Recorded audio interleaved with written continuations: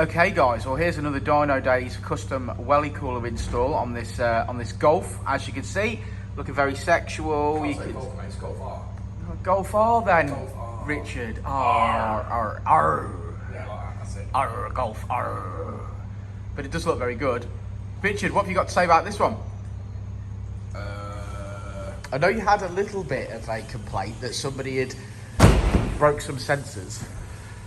This car's had a little taste, I think, on the front end. A little taste. He did mention it had a little taste. Yeah, it had a little taste. It's had some paintwork down the side, and the bumper was not held on with, I would say, one genuine fixing whatsoever. Okay, but it's back. It's back on. Yeah, it's back on. So I've ordered some clips and fixings and like put it back on properly, as you would, and done. And yeah, we fitted a custom Welly cooler with hard pipes.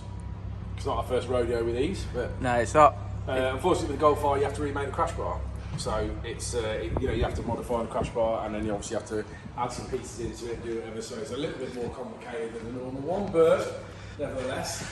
And where's it off next, Rich? Off to Artec, I believe. It's off to Mr. Gower to do a bit. It till Thursday because apparently they're that busy, they've got no room. They're too busy to take a customer's car in. Yeah, so we're going to hold on to it till Thursday. Keep it safe. And then we'll drop it off.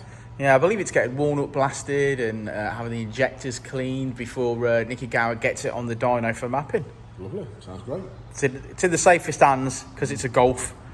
It will sound just like a Golf. It will, just like a Golf. Right, okay, well there you go, there's another one done.